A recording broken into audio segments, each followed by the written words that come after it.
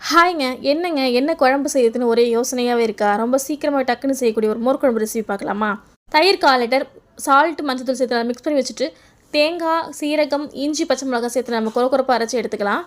கடாய் நல்லா ஹீட் பண்ணிவிட்டு, ஆயில், கடுகு, வரமிளகா, கருவேப்பிலை சேர்த்து நல்லா பொரிஞ்சதுக்கப்புறம், அரைச்சி வச்சுருக்க விழுதை சேர்த்து 2 நிமிஷம் வதக்கிக்கிட்டு, நம்ம மிக்ஸ் பண்ணி வச்சுருக்க தயிரை சேர்த்து 2 நிமிஷம் சிம்மில் வச்சு எடுத்தோம் அப்படின்னா நமக்கு சுவையான மோர் குழம்பு ரெடி. சூடான சாதத்தோட ஒரு காரசாரமான பொரியல், ஒரு அப்பளம் சேர்த்து நம்ம சாப்பிட்டோம்னா ரொம்பவே சூப்பராக இருக்கும். இதே மாதிரி ட்ரை பண்ணி பாருங்கள், உங்களுக்கும் ரொம்பவே பிடிக்கும். 5 நிமிஷத்தில் நம்ம செஞ்சு முடிச்சிடலாம். எங்கள் சேனலை ஃபாலோ பண்ணுற எல்லா உறவுகளுக்கும், எல்லா நண்பர்களுக்கும் ரொம்ப நன்றி.